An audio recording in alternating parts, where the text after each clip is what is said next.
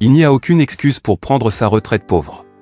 Nous dépensons tout, nous n'avons pas de plan, nous n'épargnons pas, nous ne pensons pas à ceux avec qui nous passons du temps, nous n'intégrons pas ces choses ensemble. Donc, la première chose, c'est que vous devez avoir un plan écrit. La deuxième chose, c'est que vous devez sortir de l'endettement afin que tout votre argent n'aille pas à d'autres personnes. La troisième chose, c'est que vous devez vous occuper de relations de qualité. Et la quatrième chose, c'est que vous devez épargner et investir. Et le dernier point est mon préféré, nous allons en parler en détail, les personnes qui réussissent financièrement sont toujours des donneurs. 100% d'entre eux sont des donneurs, toujours. Vous ne réussirez pas financièrement tant que vous n'aurez pas appris à donner. 100% du temps, à vraiment comprendre comment fonctionne l'argent. Pas ce que pense votre beau-frère fauché. Parce que tout le monde a une opinion en Amérique aujourd'hui, merci Internet. Tout le monde est important maintenant. L'opinion de tout le monde compte maintenant. Désolé, mais ce n'est pas le cas. Nous avons donc commencé à appliquer ces principes à notre vie. Et ça a changé nos vies. Et vous savez ce qui se passe quand votre vie change? Les gens vous posent une question. J'ai un bon ami, j'étais avec lui hier soir. Au cours de l'année écoulée, il a perdu 26 kilos. Tout le monde assis autour de la table lui parlait, un tas de gars assis là-bas. Vous savez ce qu'il lui demandait? Il lui demandait, comment as-tu fait ça? Quand vous voyez que la vie de quelqu'un change, que son mariage est sauvé, que ses enfants filent droit, que ses finances sont redressées, que sa carrière prend une trajectoire inexplicable, les gens demandent toujours, comment as-tu fait ça? Quand les gens ont commencé à me le demander, j'ai commencé à leur dire. Si vous avez fait des erreurs avec de l'argent, vous savez ce que cela peut vous faire. Moi j'en ai fait, pendant plus de 12 ans.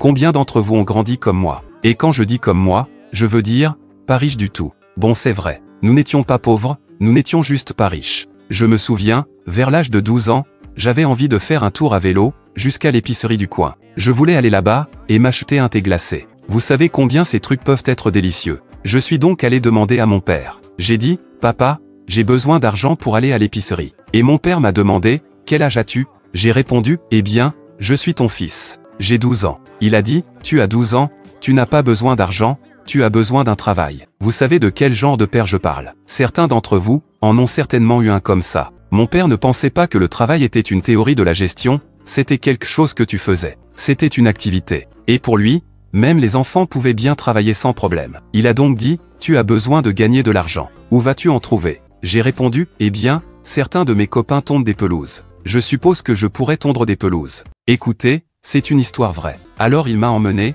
sur Nolensville Road. J'ai grandi à Antioche, Tennessee, juste à l'extérieur de Nashville. Il m'a emmené sur la grande avenue là-bas, à Nashville, Tennessee. Nous sommes arrivés à une imprimerie, et il a imprimé 500 cartes de visite qui disaient « Les pelouses de Dave ». J'ai dit « Papa, c'est un peu exagéré. Je voulais juste un thé glacé ». En rentrant à la maison, il m'a dit « Tu vas frapper aux 50 portes les plus proches ici dans le quartier, et tu demanderas à ces gens avec enthousiasme, si tu peux avoir l'opportunité de répondre à leurs besoins, en matière d'entretien de pelouse. Ne frappe pas à la porte en disant « Vous ne voulez pas que je tonde votre pelouse ». Il m'a donc appris le marketing. Alors j'ai fait ça. Je suis allé frapper aux 50 portes les plus proches, et ça a marché. J'ai obtenu 27 pelouses à tondre. J'avais 12 ans. C'est de l'abus sur mineurs. Je veux dire, 19 d'entre elles étaient juste à la suite. Mais ce n'était pas le problème de mon père. Il m'a fait tenir les comptes de mon entreprise. Mes revenus, moins les tondeuses à gazon que j'ai cassées, équivalent au bénéfice net. Ouais, j'ai vite compris la différence entre le brut et le net. C'est bien de travailler. Le travail est une bonne chose. Je suis fier de mon père pour ça.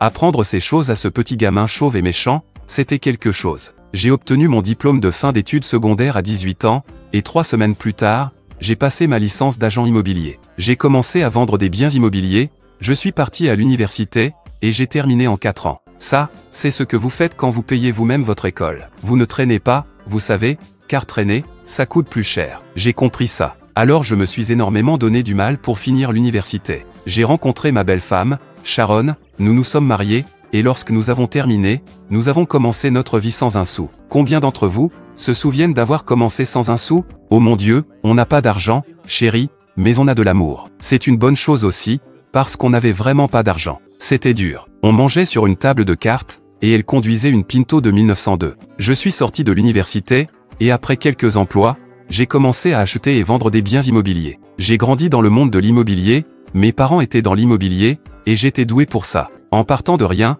à l'âge de 26 ans, j'avais environ 4 millions de dollars en biens immobiliers, un peu plus d'1 million de dollars de valeur nette. Et ma meilleure année dans cette activité, j'ai gagné 250 000 dollars en revenus imposables en un an. C'est 20 000 dollars par mois. Je ne sais pas dans quel quartier vous avez grandi, mais dans le mien, c'est ce qu'on appelle être riche. Je m'amusais tellement, et voici ce qui est étrange, car vous savez, je fais tout à l'envers. À 26 ans, notre banque à laquelle nous devions plus d'1 million de dollars, a été vendue à une autre banque. Je sais que cela n'arrivera probablement jamais dans votre ville, mais ce truc nous est arrivé. Et ils ont regardé et ils ont dit, un gamin de 26 ans nous doit plus d'1 million de dollars. Limitons cette relation, ce qui est une manière polie pour une banque te dire, je vais ruiner ta vie. Et ils ont exigé le remboursement immédiat de nos dettes. J'ai eu 6 mois pour trouver plus d'1 million de dollars, et le deuxième plus grand prêteur, une autre banque à laquelle je devais déjà 800 000 dollars, a entendu dire que j'étais en difficulté. Vous savez, ça parle dans les petites villes. Ils ne sont pas censés en parler, mais ils le font. Donc cette deuxième banque aussi a également exigé le remboursement de 800 000 dollars. Donc, 2 millions de dollars étaient dus, tout était lié à l'immobilier. Et nous avons passé les 2 années et demie suivantes de notre vie, à tout perdre. On a fait faillite. On a été poursuivi en justice. On a été poursuivi en justice tellement de fois, que le gars du service du shérif qui apportait les petits papiers de la poursuite, était devenu notre pote. Sharon lui préparait des cookies. Et finalement, avec un nouveau-né et un bambin, nous avons touché le fond et nous avons fait faillite. Je ne savais pas quoi faire. J'avais 28 ans, et mon mariage ne tenait plus qu'à un fil. La douleur n'est pas ma méthode préférée d'apprentissage, mais c'est un professeur complet. Et finalement, nous avons fait faillite. Un nouveau-né. Je me souviens d'être resté sous la douche, avec l'eau aussi chaude que je pouvais la supporter sur mon visage, et je pleurais simplement, parce que j'avais tellement peur. Et il n'y avait personne à qui parler, parce que j'avais honte de dire à quiconque ce que j'avais fait. Car tout le monde a sa vie en ordre, non, du moins, c'est ce que nous pensons, jusqu'à ce que vous découvriez ce qui se passe vraiment derrière les portes fermées. Maintenant, j'avais un diplôme en finance, d'accord. J'avais des lettres et des licences après mon nom, d'accord. J'étais à bout. Et donc, j'ai découvert que la Bible contient des principes financiers, et je me suis dit que c'était plutôt cool. Si je veux être un gars comme Jésus, je devrais savoir ce que Jésus dit. Alors je me suis dit, je ferais mieux de lire ces trucs. Et j'ai commencé à le lire et je me suis dit, oh, je n'ai pas bien fait ça. Oh, ceci a laissé une marque. Aïe. Oh oui, j'ai bien fait ça. Oh, mon professeur de finance est en fait d'accord avec ça. Ou alors, personne n'est d'accord avec ça. Vous avez déjà fait ça? Parce que j'ai commencé à comprendre que c'est une lettre d'amour pour moi, de la part de mon père qui est fou de moi. Et une fois que j'ai compris ça, c'est devenu mon manuel de mariage. Mon manuel pour mes affaires. Je l'étudiais jour et nuit. Et je dois vous dire quelque chose. Ça a marché. Il se trouve que c'est la vérité. Et dans la mesure où cela ne correspond pas à vos sentiments, dépassez-vous, vous avez tort. Dans la mesure où, votre ami fauché n'aime pas votre principe financier biblique, eh bien, si les gens fauchés se moquent de votre plan financier, vous êtes sur la bonne voie. C'est un peu comme les gens en surpoids, qui se moquent de votre régime alimentaire. Pensez-y. Incroyable, donc j'ai commencé à trouver ces choses, et il y en a beaucoup. Il y a environ 2500 versets, qui traitent de l'argent et des possessions, notre juste vision d'eux, l'indication spirituelle appropriée, et la chose tactique réelle que vous faites avec l'argent que Dieu vous donne. C'était incroyable. Et cela a donné de l'espoir à un gars, qui était dans une flaque d'eau, parce que je n'en avais pas. Je veux dire, ce succès tiré de ces principes m'a amené loin. J'étais sur l'une de ces émissions de télévision sur Fox et CNN, Good Morning America et CBS, et tous ces gens que vous voyez sur les plateaux. Et l'un de ces présentateurs a dit, ok, c'est incroyable, vous avez commencé de rien, vous êtes devenu millionnaire, vous avez tout perdu et maintenant vous êtes multimillionnaire, comment avez-vous rebondi? J'ai dit, mec, quand tu tombes de si haut, tu ne rebondis pas vraiment. C'est plutôt un éclat. Et donc, j'ai éclaté mais. Et nous avons pris ces principes, et tout ce que je pouvais apprendre à leur sujet, et les comprendre d'un point de vue académique, d'un point de vue spirituel, et etc.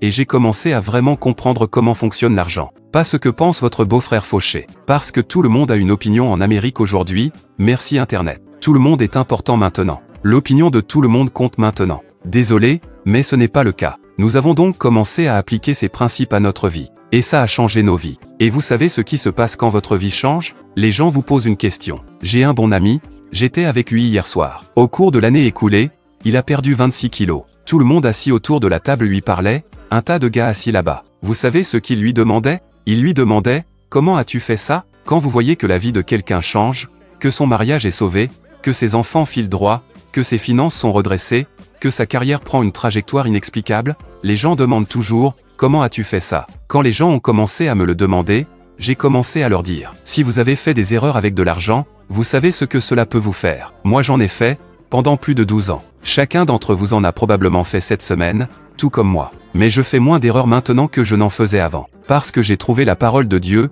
et j'ai appliqué ces concepts dévastateurs, simples mais profonds, à ma vie et à mon argent. Il y a beaucoup de choses dont nous pourrions parler, mais nous n'avons pas le temps. Mais je peux réduire cela à 5 choses. Et le diable déteste quand vous prenez des notes. Alors prenez votre stylo. 5 choses. Si vous faites ces 5 choses que la Bible dit avec votre argent, tout en gagnant un revenu, vous les faites encore et encore et encore, sur une période de 15 à 20 ans, vous prospérerez. Cela peut arriver plus vite, cela peut arriver plus lentement, mais vous prospérerez, à l'exception possible d'une calamité dévastatrice, qui frappe votre vie, et que vous ne pouvez pas contrôler. Nous ne pouvons pas contrôler les tsunamis et le cancer, mais si vous appliquez ces 5 choses, la cause et l'effet, le semis et la moisson, se produisent toujours 100% du temps. Et je vais vous dire d'avance, ces choses sont difficiles, elles sont dures. Elles sont faciles à comprendre, mais elles sont difficiles à faire. Et si vous êtes vraiment intelligent, vous allez faire comme si vous n'en aviez pas besoin. Les gens intelligents ont le plus de mal avec ça. C'est pourquoi j'étais bon à ça. Premièrement, vous devez avoir un budget. Vous devez l'écrire sur papier, volontairement,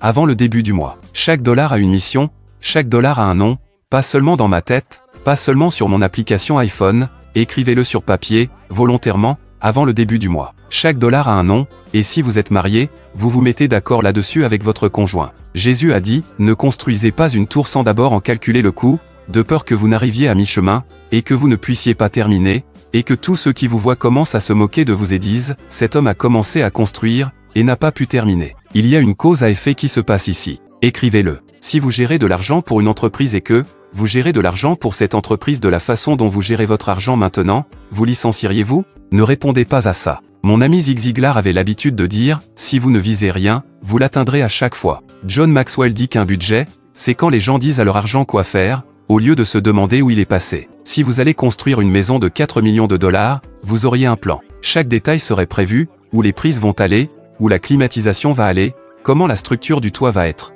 Tout doit être prévu avant de commencer à construire. Vous ne roulez pas jusqu'à une maison de 4 millions, et dites, mettez-le là, et faites-le un peu comme ça. Non, vous avez un plan, vous avez un projet. Je dirige une entreprise avec des centaines et des centaines de membres de l'équipe, plusieurs centres de profit au sein de l'entreprise. Chacun de ces gens a un plan pour le revenu qu'ils vont produire chaque mois, chaque trimestre, et chaque année. Et bien sûr, ils ont les dépenses qu'ils vont engager pour faire cela chaque mois, chaque trimestre et chaque année. Par conséquent, nous faisons des projections annuelles. Ce n'est vraiment pas de la science avancée, c'est des mathématiques de 6e année. Que vas-tu faire de ton argent? N'arrivez pas à la fin du mois en vous demandant où il est passé. Parce que vous finissez par être un rat dans une roue et vous travaillez toute votre vie, courez, courez, courez, et vous arrivez à la fin de votre vie et il n'y a rien. Vous avez gagné 4 à 10 millions de dollars au cours de votre vie active, et vous n'avez rien, parce que vous ne l'avez pas noté. C'est un principe sérieux. Le deuxième est que vous devez sortir de la dette et y rester. Maintenant, tout le monde sait que Dave Ramsey va dire que l'emprunteur est esclave du prêteur. Quand vous n'avez pas de paiement, vous savez ce que vous avez?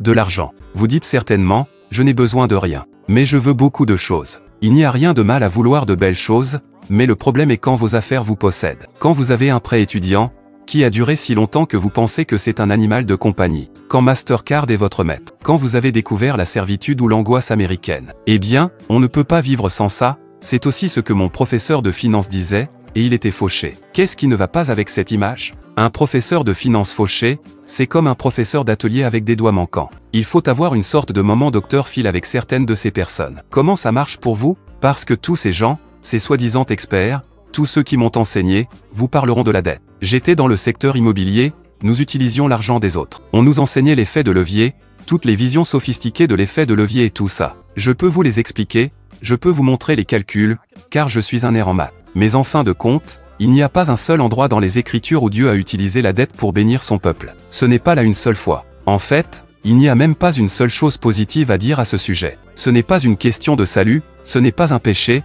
ce n'est rien de tout cela, du point de vue biblique. C'est juste stupide. Le troisième point, le premier étant qu'il faut établir un budget, le second étant qu'il faut sortir de la dette, car quand on n'a pas de paiement, on a de l'argent, le troisième est la qualité des relations. Maintenant, c'est un peu bizarre, mais pensez-y. Le mariage, c'est grand, et le divorce, coûte 50 000 $.